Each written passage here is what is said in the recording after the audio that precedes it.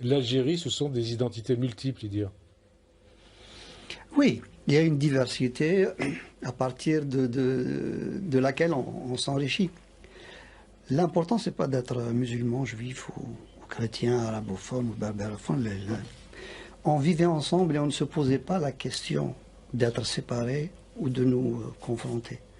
Le reste, comme l'a dit Enrico, je crois que c'était une forme de colonialisme qu'il fallait combattre, qui a été sortie, et que malheureusement beaucoup de gens là-bas n'ont rien compris à l'histoire, parce qu'on a sorti l'OS, Salon, Jouot, Zeller.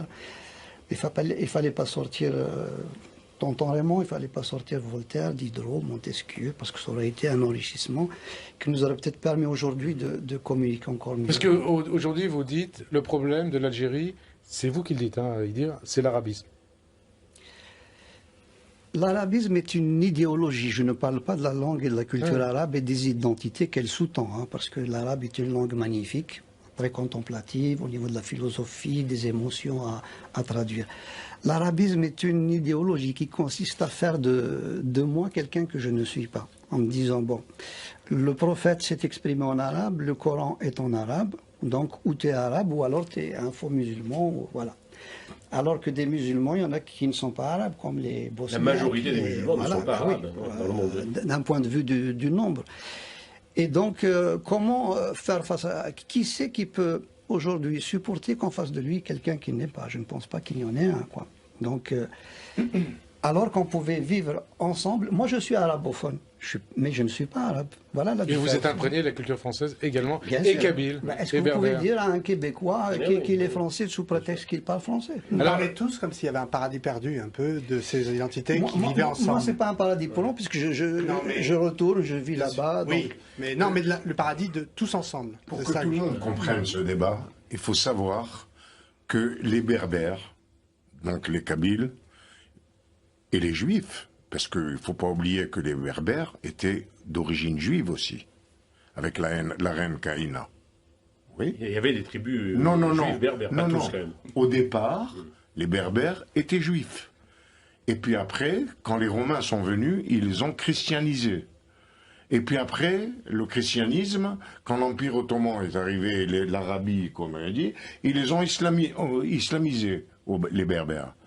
Il y en a qui sont restés juifs, il y en a qui sont restés chrétiens, il y en a qui sont restés musulmans. C'est vrai ou non? Il y a des Berbères qui sont chrétiens, non? Jusqu'à présent. Par conversion. Par conversion. Voilà. Ce que je veux dire par là, c'est que c'est pas du tout pour me placer dans mes racines, pas du tout. Nous avons les mêmes racines, les Berbères et les Juifs, nous sommes des Algériens. Les pieds noirs qui sont arrivés après, à partir de 1830.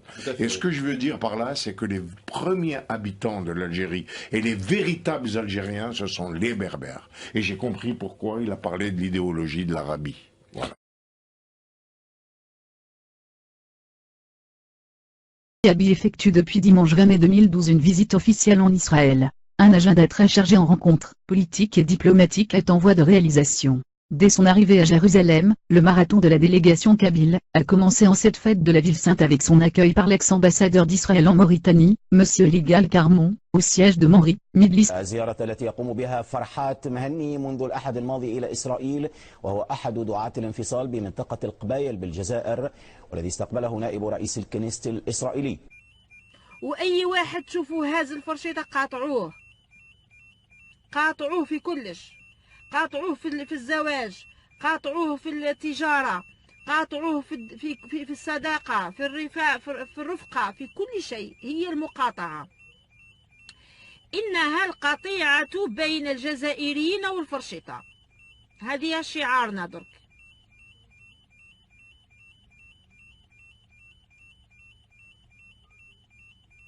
إنها القطيعة. أيها الشعب الجزائري، أي واحد يمن بالفرشيطة قاطعوه. لا نتزوج منهم ولا يتزوجون منا. لا نبيع لهم ولا يبيعون لنا. لا نتاجر معهم. لا بيع ولا شراء بيننا،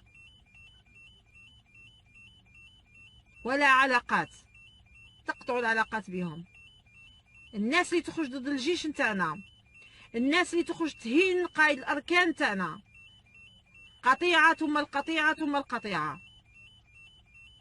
أقولها وأعيدها، وإذا كانت تشوفوا أن هذه العنصرية فأنا عنصرية نعم.